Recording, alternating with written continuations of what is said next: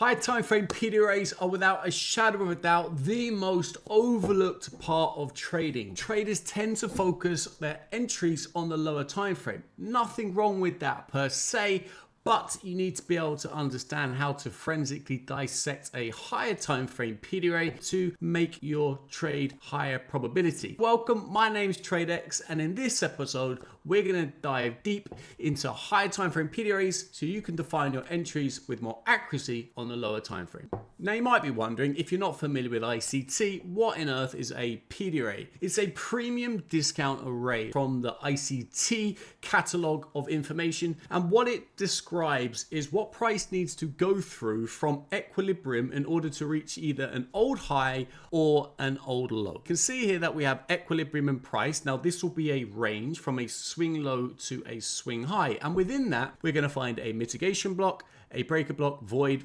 order block, rejection block, old high before we take out that swing high. From 50% down, mitigation, breaker, void, rejection block, old low, as you can see shown here on the left with this range. We will look at this in more detail in a second. So within this episode, we're going to define those PDAs on the high utilizing an order block, rejection block below the old high and vice versa on the low. And we're going to understand the principles of being short inside of a premium, long inside of a discount, fundamental for your knowledge.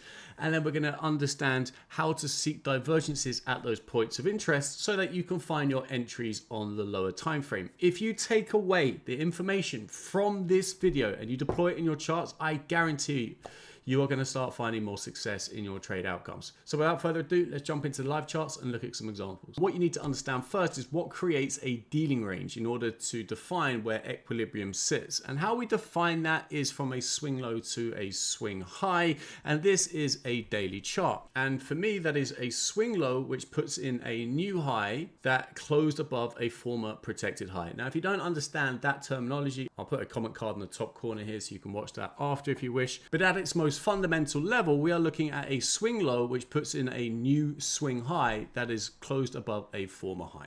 This is going to create a dealing range. This high to this low is what you would project out to find equilibrium. Now from equilibrium above, we're going to have the voids, fair value gaps, order block, rejection block, old high. An order block is this candle here. If we are bearish, rejection block is the candle which swept that liquidity. The old high is the very high. On the low, we have an order block, lowest down close candle in the swing low. We have the rejection block, and then we have the old low. Now, what I have a sole interest in are the order block, rejection block, and old high. This is your order block, this is your rejection block, and this is your old high, which are the highest three before price gets out to take out this high. So if I'm bearish, I'm going to be looking to find shorts in here. If I am bullish, I'm going to be looking inside of here to take price higher if this is my anticipated low that I'm looking to hold. Now, how we define these PDAs is super important in terms of which direction we want to take it. How we do that is understanding premium and discount. So before we jump into grading and working out how we can utilize this information to find our entries, let's just quickly touch on the principles of premium and discount.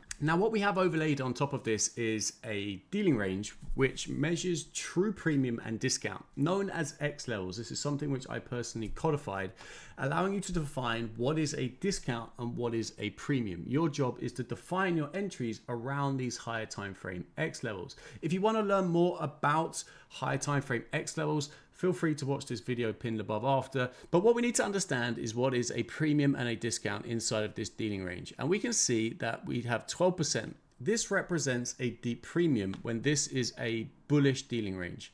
And from 62 to 88 would represent a deep discount. Now, if you remember step 2, we want to be inside of a premium if we are short. So if we are now up at 12% on the daily, we are inside a deep premium. This is where we would be looking to frame shorts inside of an order block and a rejection block right at the high before the old high. If we were inside of a discount, inside of a deep discount, well, hello, we're now back inside of an order block and a rejection block on the low in order to move price higher. Now, if you want to utilize this X levels indicator for yourself, you can do. Simply follow the links in the description below. Let's take this one step further and grade these higher time frame PDAs. So the next step is grading the order block and the rejection block. And what we need to understand is that an order block and a rejection block have quad levels. Now, when I'm defining and drawing an order block, those levels are 30, 50, and 70%. When I am measuring a rejection block, they are 50, 25, and 75. So with an order block, we are looking at 30, 50, and 70. So if I take this and put it over this order block, and I'm always utilizing the order block that's at the very high of a swing high, so a 3-candle formation. This is a grading of that order block. We want to be defining entries between 50 and 70% on the lower time frame. Now, if we want to overlay the rejection block, because the rejection block is the middle candle, what we can do is take the 50, 25, and 75, and we look for mean threshold. You can see here, we now have mean threshold on the rejection block, which is 50%, and we also have between 50 and 70% on the order block. This is now confluence at a higher time frame inside of a premium where you would be looking to go short. Let's now jump down onto the lower time frame, onto the hourly, so we can start finding entries on the lower time frame using this information. What you now see side by side is that same daily chart, and on the right hand side you see the hourly chart. Now what you can see here is price going into the 50% of the RB and the 50 to 70% of that OB, which is where I'd have an interest in a lower time frame. What we are now looking for is a trigger between ES and NQ. Now that is what's known as an SMT divergence. So right here, we now have an SMT divergence between ES and NQ, if you go back and study this time. So at this POI off the higher time frame, on the lower time frame, which is the hourly chart, we now look for that SMT divergence to take place, which we have right here. Once we have this SMT divergence, this becomes our buck stop, where we do not want to see price go through. So there's two ways you can trade this. You can either trade the turtle soup incredibly aggressive on the lower time frame into this higher time frame point of interest, or you can wait for the order block to be formed, i.e. when this low on this candle gets violated. When it does, you're going to utilize the same principle that we just did on the daily, now, albeit now on the hourly. This swing high now has a rejection block, an order block before the old high.